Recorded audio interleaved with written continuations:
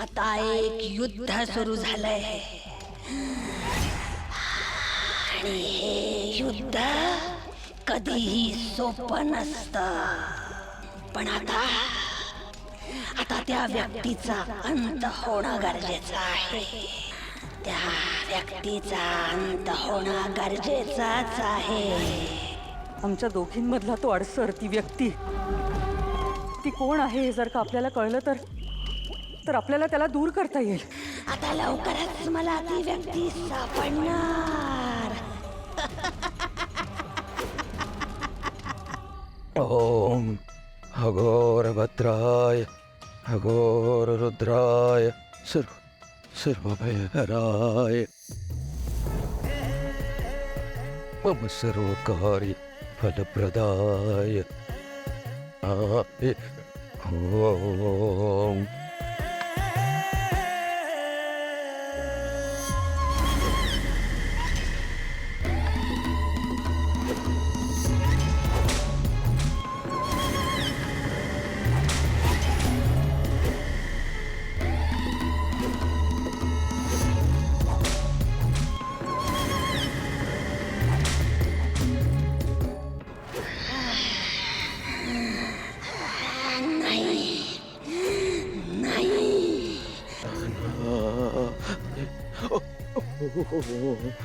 अघोरभद्राय सर्वभयहराय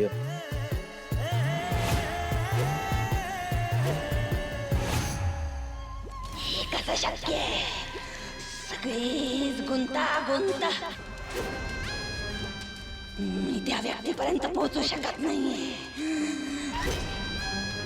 आता आमच्या दोघांमध्ये सुद्धा एक शक्ती उभी आहे.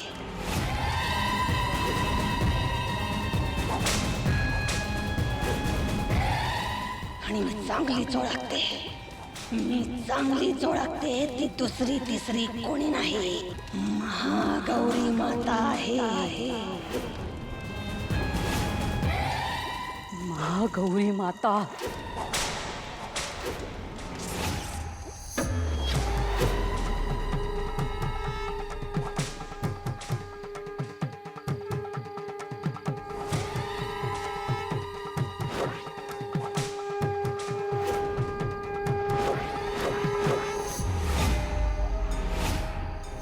ओम अघोरेभ्यो अथ घोरेभ्यो घोर घोरतरेभ्यः सर्वेभ्यः सर्वेभ्यो नमस्ते रुद्र रूपेभ्यः. तीच ढाल बनून उभी आहे. मंजिरी, आता तुलाच ती वस्तू मिळवावी लागणार. मंजिरी, खूप वर्षाची तपश्चर्या करत आपण इथपर्यंत पोहोचलो आहोत. आता शेवटचा टप्पा आहे हा. डगमगून चालणार नाही. तुला काहीही करून ती कवडी ताब्यात घ्यावीच लागेल.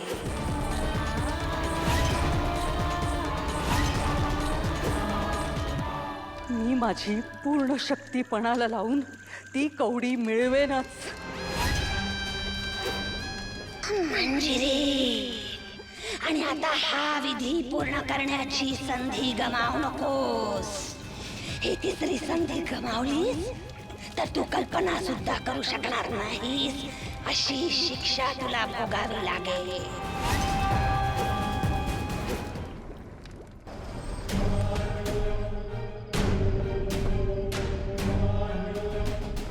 तर मग काय झालंय?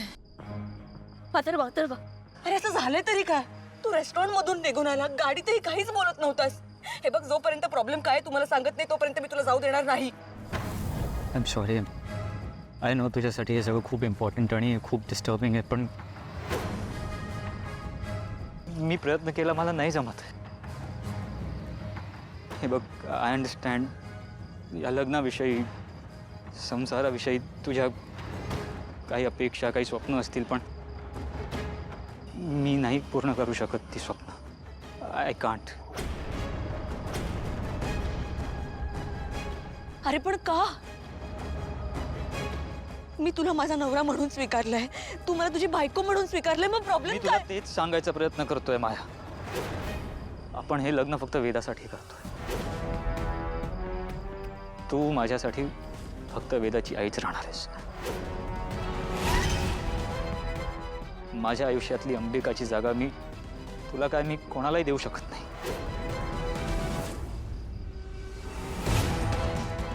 हे बघ, आय नो हे सगळं एका अर्थी तुझ्यावर अन्याय होत आहे. फार तर मी आय कॅन जस्ट होप तू मला समजून घेशील. I am sorry. We can just work it out. Atharva, wait please. Atharva, माझं ऐकून तरी घे.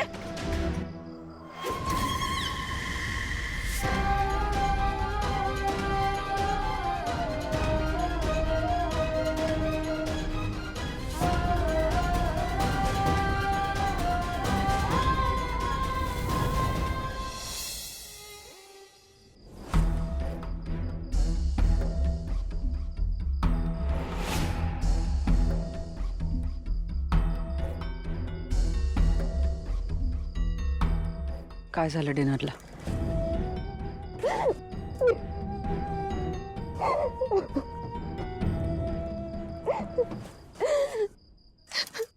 मॅडम, अथर्व अंबिकाला कधीच विसरू शकणार नाही का? मी कायम वेदाची आईच राहणार आहे का? What about me? माया, अथर्वचं अंबिकावरती खूप प्रेम होतं. आणि जेव्हा एक पुरुष एका स्त्रीवरती प्रेम करतो ना, तेव्हा ती जागा तो सहजासहजी दुसऱ्या कोणाला देत नाही. हो, पण मी त्याची बायको होणार आहे ना. पण त्याच्या मनाने अजून ते मान्य केलेलं नाहीये माया. अंबिकाच्या आठवणींमधून त्याला बाहेर पडायला थोडा वेळ लागेल, पण माझा विश्वास आहे की तो हळूहळू विसरेल तिला.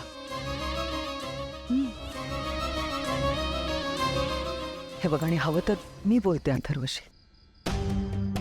तो माझ्या शब्दाबाहेर नाही, माहिती आहे ना तुला.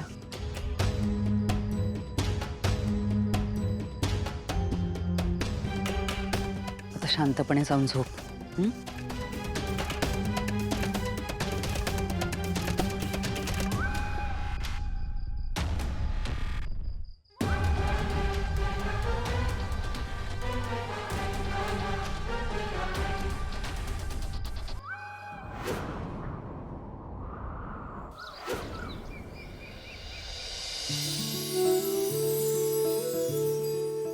अरे वा, सगळी तयारी झाली वाटतं. हो बाईसाहेब, सगळं बरोबर आहे ना? नाही, तुम्ही रोज पूजा करता म्हणून मी आज सकाळीच तयारी करून ठेवली. काही राहिलंय का? काही नाही राहिलं, सगळं बरोबर आहे. फुलं, ताम्हण, दिवा, वाती सगळं जागच्या जागी आहे. सगळं कसं व्यवस्थित असलं ना की पूजा करायलाही आनंद मिळतो, नाही का? चल, आज तू पण माझ्यासोबत कर पूजा. चल. हो, नको. अगं, तूच मला म्हणाली होतीस ना की गावाकडे तूच सगळी तयारी करायचीस म्हणून. हो, काकांसाठी करायचे मी तयारी, पण मी फक्त तयारीच करायचे, मी कधी पूजा नाही केली. मग आज कर. नाही, नको, तुम्ही करा ना, मी नाही करत. नाही करत म्हणजे?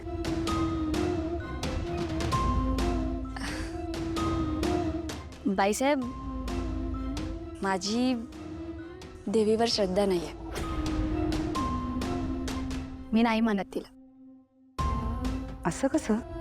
अगं, तुझे काका तर महागौरी मातेच्या देवळात पुजारी आहेत ना? बरोबर आहे तुमचे बाईसाहेब, पण तरी माझी श्रद्धा नाहीये तिच्यावर. आईंची तर देवीवर खूप श्रद्धा आहे. हे ऐकून त्यांना वाईट वाटलं आणि त्या मीराला काही बोलल्या तर. अगं मीरा, असं म्हणू नकोस.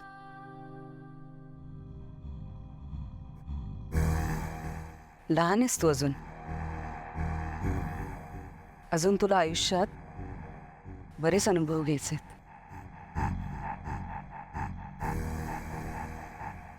प्रत्येक जन्मलेल्या जीवासाठी देव असतोच, आपली जर का त्या देवीवरती श्रद्धा असेल तर ती आपल्याला मदत करतेच, वेगवेगळ्या रूपात. माझी माझ्या देवीवरती खूप श्रद्धा आहे. तिने प्रत्येक वळणावरती मला मदत केली आहे. तिच्या आशीर्वादानेच मला हे सुखी कुटुंब लाभलंय. माफ करा बाईसाहेब, पण ज्या देवीने तुम्हाला हे सगळं दिलं त्याच देवीने माझ्याकडून माझं सर्वस्व हिरावून घेतलं. हिरा, मग कसा ठेवू तिच्यावर विश्वास? अगं मीरा,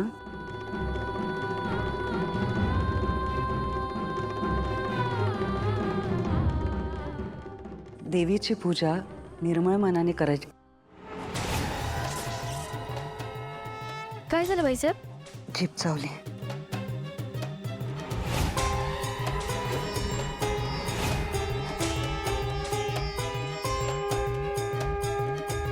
मी काय म्हणत होते, देवीची पूजा निर्मळ मनाने करायची असते.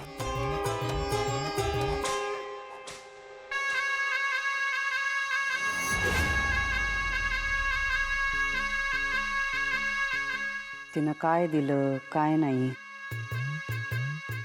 यावरून आपला तिच्यावरचा विश्वास ढळू द्यायचा नसतो. मला नाही वाटत तिला कळत असेल कोण निर्मळ मनाने हात जोडतंय आणि कोण मनात पाप ठेव. ती जगन्माता आहे, तिच्यापासून आपण काही लपवू शकत नाही. प्रत्येकाच्या मनातले भाव तिला ओळखता येतात.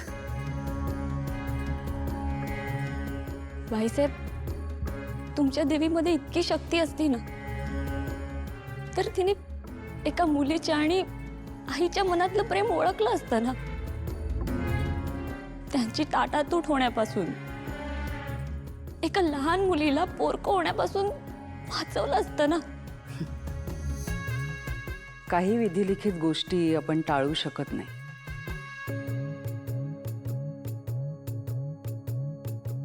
त्यासाठी मी देवीला दोष देत नाही. तिने काहीही केलं तरी माझी तिच्यावरची श्रद्धा तशीच राहणार आहे.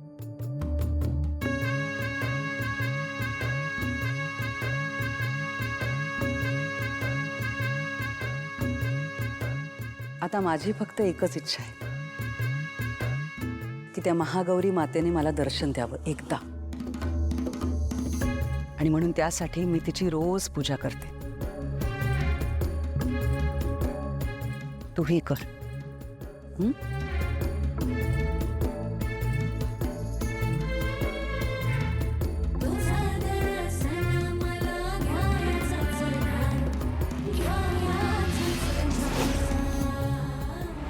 आता आमच्या दोघांमध्ये सुद्धा एक शक्ती उभी आहे. मी चांगलीच ओळखते, ती दुसरी तिसरी कोणी नाही, महागौरी माता आहे.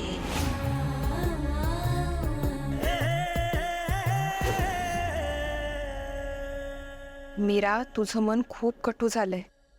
खरं तर हाच तुझा परीक्षेचा काळ आहे. पण एक ना एक दिवस तुलाही पटेल की महागौरी माता आपल्या भक्तांना कधीही एकटं सोडत नाही. कठीण प्रसंगी ती कायम त्यांच्या पाठीशी खंबीरपणे उभी असते.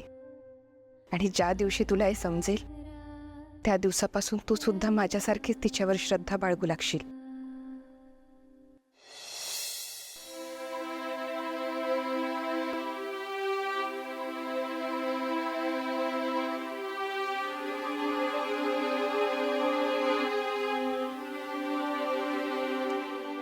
वेदा, हे बघ, इथे तुझा डबा ठेवते आणि इथे बॉटल. हा,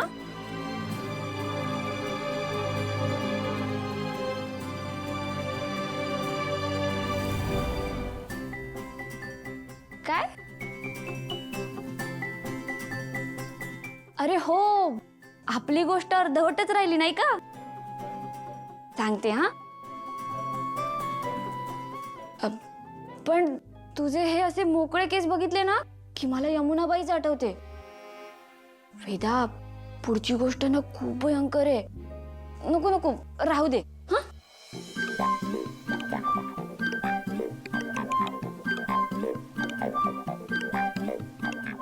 वेदा काय करू मी? अगं तुझे मोकळे केस पाहिले ना की मला ती यमुनाबाईच आठवते. आणि ती समोर आली ना तर माझे पाय थरथर कापायला लागतात. बापरे, नको ती यमुनाबाई आणि ती चटकीन सुद्धा, आणि नकोच ती गोष्ट.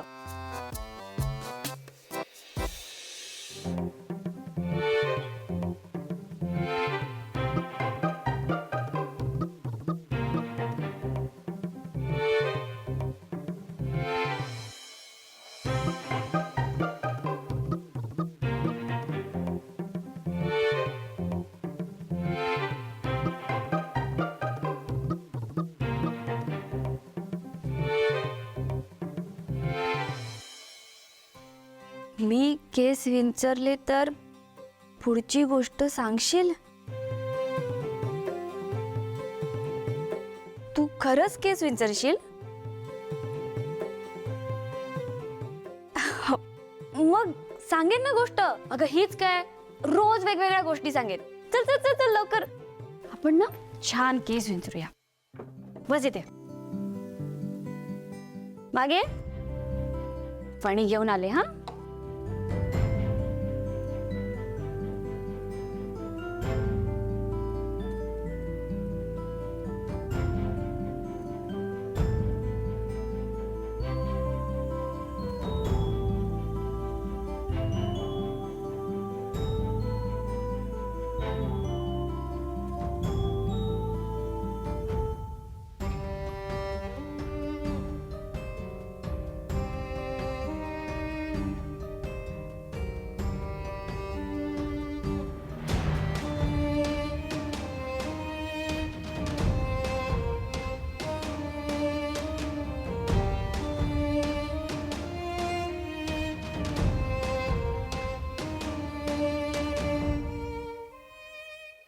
बायको, मला पराठा वाढ ना. वहिनी वाढतायत ना, थांबा ना जरा. मला कशाला कामाला लावतायत? वहिनी कशा दादासाहेबांना प्रेमाने वाढतायत, तसं तू मला वाढ ना आज प्रेमाने. कधी कधी काय सुचेल ना तुम्हाला. वाढ वाढ. वाढतेय. घ्या गिळा.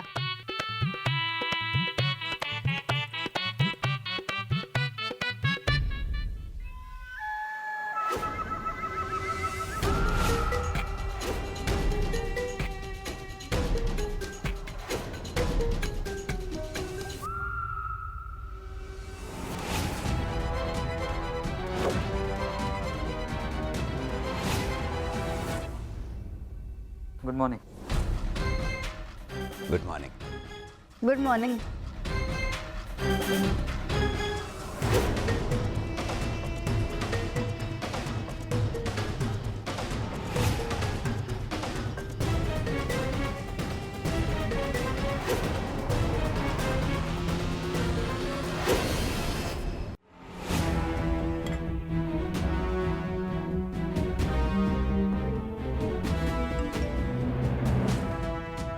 हा खा. खा.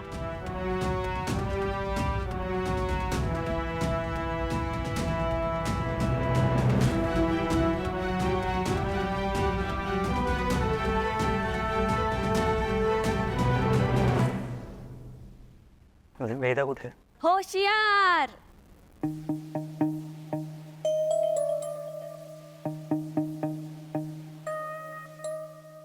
राजकुमारी वेदा येत आहे हो.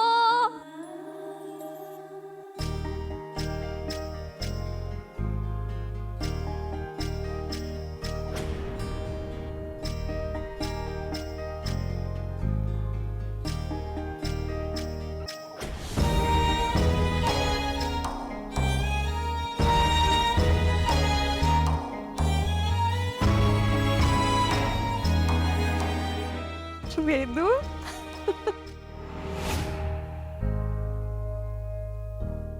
किती गोड दिसते माझी राजकुमारी.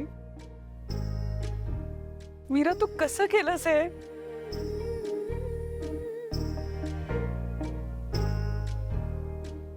ते आमचं सिक्रेट आहे. अनन्या बघ वेदा माय प्रिन्सेस, खूप प्रेटी दिसतेस तू.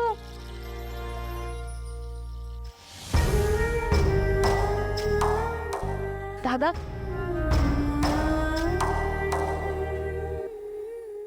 आपण सगळे आपल्या वेदाला अशा वेड्यांमध्ये बघायचं विसरूनच गेलो होतो ना. काय बघतोयस का अथर्व? कशी दिसते वेदा? छान दिसते ना. आता रोज असंच आवरून शाळेत जायचं ना Veda. Good job Meera. Meera, thank you so much. आमच्या बेबी गर्लला तू प्रिटी गर्ल बनवलंस.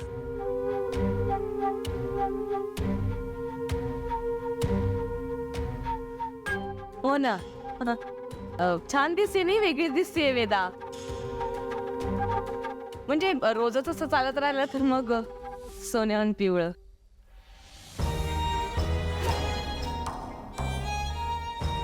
वेदा, आता नाश्ता करून घेऊया. चल. ढळता सोबतीला आठवण येते तुझी, गर्द अंधारातही तो चेहरा दिसणार आहे.